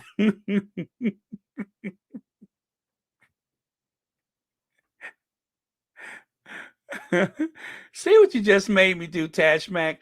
I was just about to leave before I got any messier, and then you reminded me once again about that little child unhinging her jaw and chomping down on her father's hand with reckless abandon. See there? See what you just did? I was just about to sign out. Okay, so before anybody causes me to get shady again, let me say this one more time. I'm looking for the last word of the day. How do you find pedal? Oh, let me see. Let me see if I can help you out. How do I find pedal? Nobody said anything shady. Let me do this so I can get out of here. I'm gonna find pedal for you. Um, pedal. Let me see. Um, Facts and Two Cents. That's the name of the channel. And for today's show, let me see if I can do this. Facts and Two Cents. Okay. And then I move this over here. Come on, baby boomer, you can do this. I move that there, and there's the link. Right? Okay, so there you have your link, and I'm going to pin it at the top because I know what I'm doing. And I'm going to click on it just to make sure it takes me there. Boom, boom, boom, boom, boom, boom, boom. Oh, boom, I know a place. Ain't nobody crying. Ain't nobody worrying. Oh, ain't no smiling faces. Oh, come on. Help me. I'll take you there. Oh, help me now. Right. Come on, senior. That's right. I can do this. I saw a picture of Mavis Staple getting her vaccine.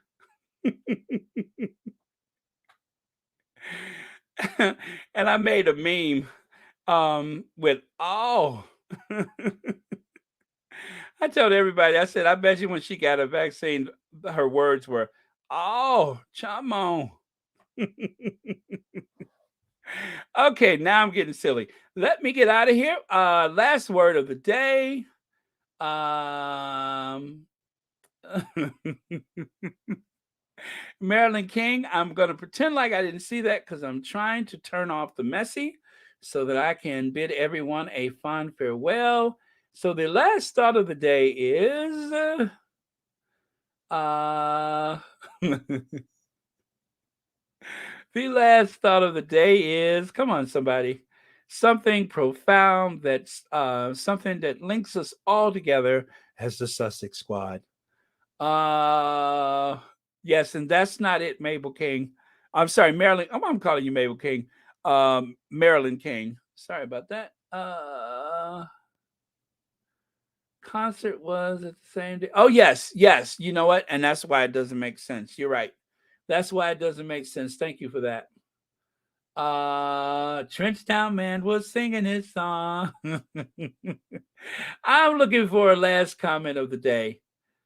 Come on, somebody. Don't let me down. Maybe we can do it after Ginger Avenger. Okay. Okay, that's good enough for me. Wow, I'll take you there. That's it. Last word of the day. Okay, thank you so much. Um, Noluthando? Yeah, Noluthando Niandini. I said that perfectly, didn't I? Oh, and you're a member. Thank you so much for being a member. Okay, cue Ginger Avenger. Oh, help me now.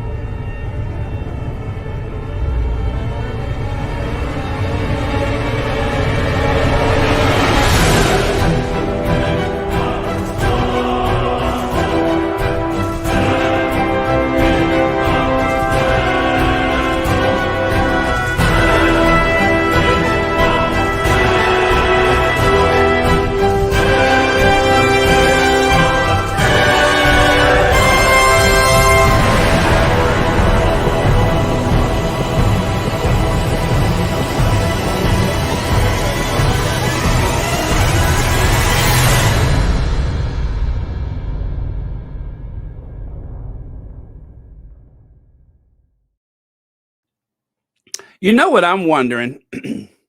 I'm wondering if what would have been the look on William's face if he was out there trying to sell those newspapers, and an old distant memory comes flashing back in the shape of uh, Prince. Prince. remember that? So he's out there selling his papers, right? And then all of a sudden, Prince. Trenchtown wants $245 billion. That's what Trenchtown wants. $345 billion. Yes. Thank you. Yes, sir. Yes, sir. That's what Trenchtown wants. Yes. What do you mean?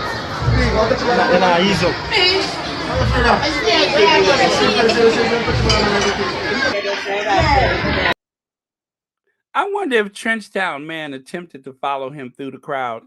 But yeah, that would have been so funny if Trenchtown Man would have been like, Prince, Prince, hey, Prince, Prince. Yes, Prince. Prince. That would have been hilarious. We ought to have like another squadathon so that we can hire Trenchtown Man to appear at any type of walkabout or any type of royal duty so that wherever William goes, he can hear that very, very familiar voice calling his name. Yes, Prince. Prince. Prince. Prince. Trenchtown wants $245 billion. That's what Trenchtown wants. $345 billion. Yes. Oh man, that would I with that I would probably just quit this channel if that ever happens with Trenchtown guy, because I wouldn't be able to focus. I wouldn't be able to concentrate. That would be the last of Royal Sussex, is if Trenchtown Man was ever to greet William while he's out doing his duties. So that would be too much fun. Hey, Prince, Prince. All right, you guys, thank you so much. It's been fun.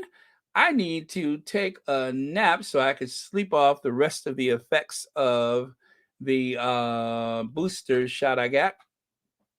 But don't worry, I feel fine. It just that's what happens is that I have this insatiable need to sleep. Oh, but okay, so I will see you guys tomorrow. Don't forget, Duchess of Success is coming up later. I think she's still traveling. And check out Pedo. The link is at the very top of the the thing here.